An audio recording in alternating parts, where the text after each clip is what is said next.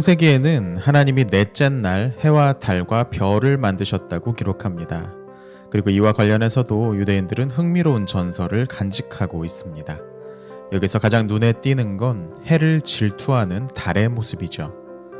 전설 속에서 해와 달은 애초에 동등한 힘과 특권을 가지고 있었다고 합니다. 그런데 달은 해보다 자신이 더 우월하게 되기를 원했죠. 그는 하나님에게 해와 달이 동등한 것보다는 한쪽이 다른 한쪽보다 좀 더 큰 것이 조화롭지 않겠느냐고 은근히 물었습니다. 그리고 여기에는 자신이 해보다 좀 더 크고 밝아야 하지 않겠느냐는 의도가 깔려 있었죠. 하나님은 달의 그런 속셈을 알고 계셨습니다. 그리고 달의 그런 소원과는 반대로 그 교만함을 꺾기 위해 달의 빛을 원래보다 60분의 1로 줄이셨다고 합니다. 여기서도 알 수 있지만 유대인들은 교만함을 가장 큰 죄로 여기고 있었습니다. 아무튼 그렇게 갑자기 밝기가 줄어든 달은 억울함을 호소했습니다. 겨우 말 한마디를 했을 뿐인데 이런 벌을 받는 건 너무 가혹하다고 말이죠.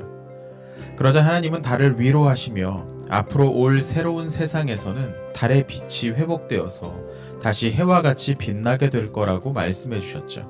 그러자 기운을 회복한 달이 이렇게 물었습니다. 하나님, 그러면 그날의 해는 얼마나 밝을까요? 해를 향한 달의 경쟁심이 다시 불쑥 튀어나온 것이었습니다. 사람이 쉽게 변하지 않듯 달도 쉽게 변하지 않았던 겁니다. 하나님은 다시 한번 달의 교만함을 꾸짖으시면서 장차 올 그 세상에서 해는 지금보다 7배는 더 밝게 빛날 것이라고 대답하셨습니다. 괜히 튀려고 나섰다가 본전도 못 찾은 달이었는데요. 이 전설이 정확히 언제 만들어진 것인지는 알 수 없지만 어쩌면 유대인들이 두각을 나타내는 것을 견제하고 핍박했던 사람들 사이에서 살아가면서 얻게 된 지혜였을지도 모르겠다는 생각이 듭니다. 유대인들은 태양이 하늘에 있는 궤도를 따라 움직인다고 생각했습니다.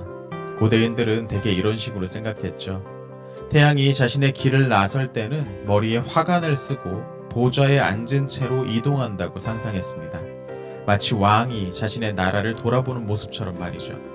그리고 그런 태양을 96명의 천사들이 수행하며 나섰는데 전후 좌우에 2명씩 총 8명이 번갈아 가며 이 일을 맡는다고 여겨졌습니다. 해가 자신의 궤도를 따라 움직이는 것 자체가 하나님에 대한 찬송이었습니다. 유대인들은 찬송을 통해서만 해가 앞으로 나아갈 수 있다고 생각했죠.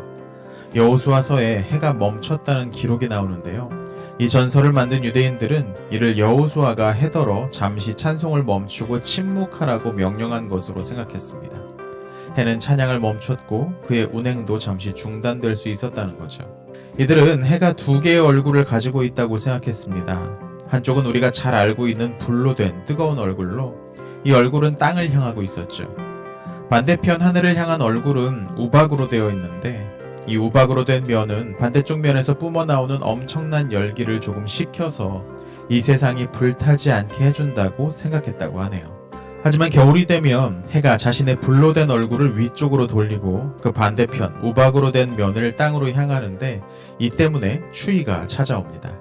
태양의 움직임으로 계절의 변화가 나타난다는 건데 지구에서 본 태양의 고도 차이로 계절이 변한다는 현대과학의 관찰과 분명 차이가 있으면서도 비슷한 면이 있는 게 재미있습니다. 해가 뜨고 지는 모습에 관해서도 재미있는 이야기가 있습니다. 유대인들은 밤이 되는 건 해가 서편의 깊은 바닷속으로 들어가는 것이라고 생각했습니다. 해가 물에 담가져 목욕을 하는 동안 그 불도 꺼지기 때문에 밤에는 빛이나 온기가 나오지 않습니다. 하지만 아침에 동편에 이르면 다시 화염의 강에 몸을 담가 온기와 빛을 회복하고 땅에 그 에너지를 발산한다는 거죠. 재미있는 부분은 해도 아침마다 출근하는 걸 싫어했다는 점입니다. 이건 우리랑 비슷한 모습이죠. 하지만 해가 출근하는 걸 싫어했던 이유는 단지 게으름 때문이 아니었습니다. 앞서 해가 불로 된 얼굴을 땅으로 향하기 때문에 열과 빛을 땅이 받을 수 있다고 했는데요. 이 과정에서 해는 이 땅 위에 사는 사람들이 죄를 짓는 모습을 볼 수밖에 없었습니다. 해는 그런 죄악을 바라보는 것이 고통스러워서 세상으로 나가려 하지 않았다는 거죠.